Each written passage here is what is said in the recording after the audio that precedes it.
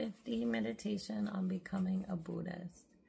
There are many forms of meditation in Buddhism.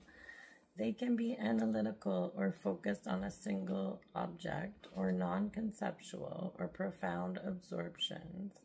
They can focus on impermanence, the lack of ego, suffering, love, compassion, and so on.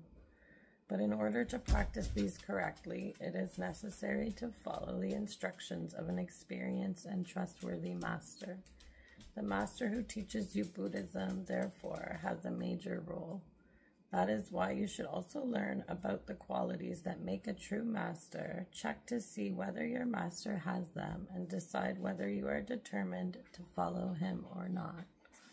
Or her. Follow me.